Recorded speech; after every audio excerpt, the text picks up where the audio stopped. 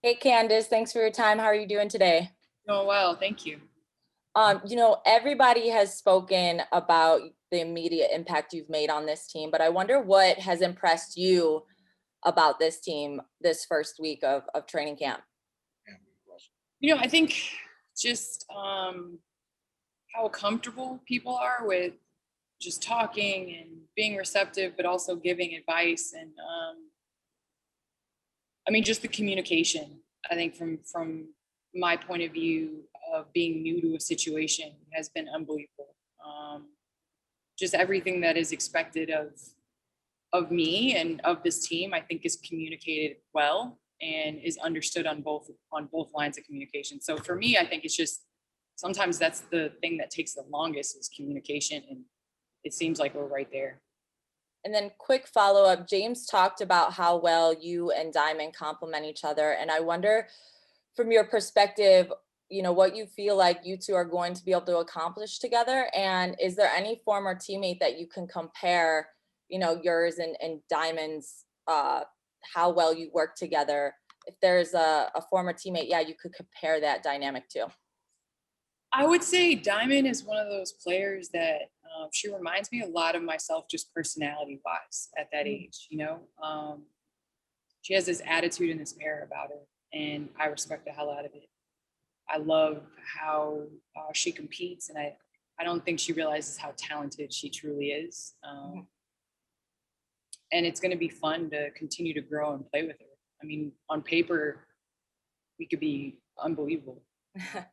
I keep telling her, like, we got to actually do it in real life. And with that being said, I think just in terms of her athleticism, and I know everybody's talking about on the offensive end, but defensively, like, we could disrupt some people.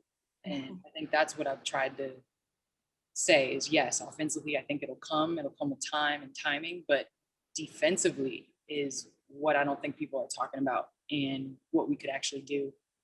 In terms of a player, I would say that probably would best fit my, in terms of teammate wise was definitely Christy Tolliver. I think our pick and roll and how she could handle and shoot and high IQ and things like that.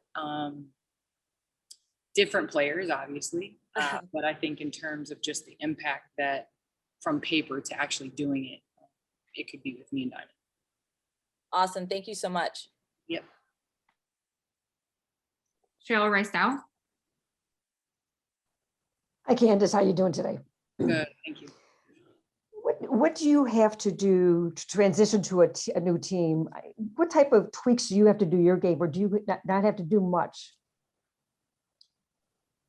At this point, being here on day one of training camp, I think is a huge advantage. I'm able to learn all the plays and, walk through the defensive schemes, and everybody's doing a good job of communicating with me of what's expected, from the entire team. And then individually, I think when you come into situations, the best thing to do is just be yourself. And that's what I try to do.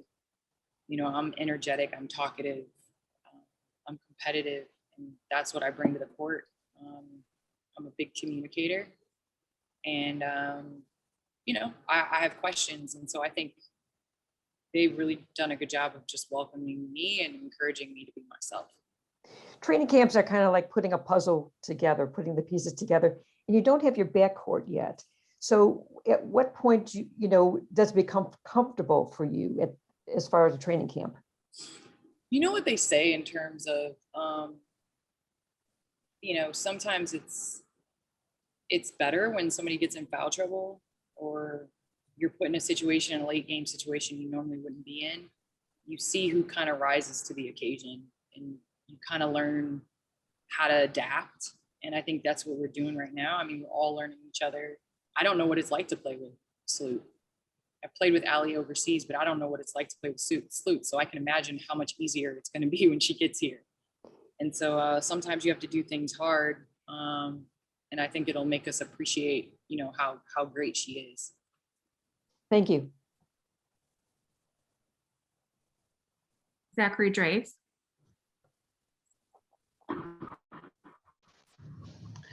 Hey, Candace, how you doing? Good, thank you. Awesome. I just kind of wanted to ask you, just sort of right off the bat, what does it feel like to be coming back to Illinois and playing for Chicago? It feels great.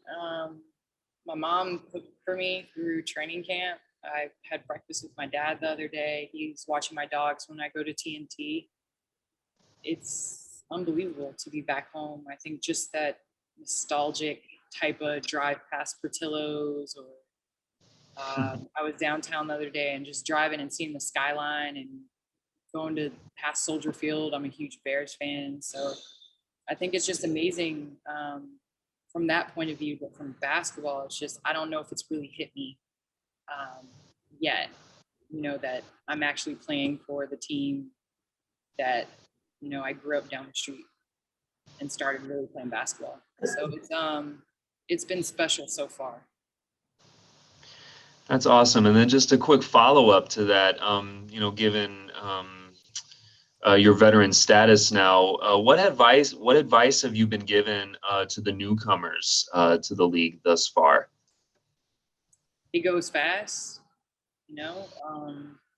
there's a lot more years behind me than there are ahead of me. And there's a number of things that I wish I would have done. And I know there were vets that I had that told me, and everybody can take their own path. So I think it's just, my advice is just take care of your body, put everything you have into it, because you never know what's around the corner. Don't get comfortable. Always be comfortable being uncomfortable. I think that's the biggest thing, because then that's a challenge and you're getting better and you're growing. So I think that's my biggest advice to the newbies. Thank you so much, Candace, and good luck to you. Thank you. Time for 2 more questions. Holly Rowe. Hi, I have 7 million questions, so I'll try to limit it to 2. That concept of being comfortable, being uncomfortable, like what have some of your thoughts and feelings been as you pack up your life in LA and what you bring with you to this new experience, and how are you being comfortable with all the new? That's a really good question. I really am at a place where I'm okay being where I'm at, and it hasn't always been like that. And I think now I'm comfortable. It's difficult. My daughter is still in school back home, so I don't think this is quite home yet until she gets here. But I think this time is good. I'm able to really focus on basketball, and I'm focusing on training and what I'm eating, work and things like that. So I think you go into every situation excited, and there's very few times when you get to this point in your career where you're experiencing something new. And so I don't take for granted this new opportunity, this new experience. Sure, it's hard sometimes, but I enjoy it. And then my second would just be, what have you done to be in shape and ready for training camp, and kind of the extra stuff you've been doing while working and doing all of this? Well, I'm on the WAFs a lot. I don't know if you follow me on Instagram. I'm on those WAFs like all the time, just continuing to be strong and, centralized and, as explosive as I can be. And then I've just done a lot of cardio. I lived on the cardio machine. I didn't really take off after the bubble. I started working out immediately because my body is such that, like, if I stop moving, it takes a lot to get it back moving again. So I really just try to stay in shape with that. And then once I moved into basketball, it was like, all right, let's go. And so you kind of got to listen to your body. That's the hard part for me, Holly, is listening to my body, because I'm like, I want to go and I can fight through pain and whatever. And at this point, it's like, you don't need to do that. So I think I've been smart with my conditioning and trying to get in shape, but also smart with listening to what my body has to say. Thank you. Last question, Annie from the Sun Times.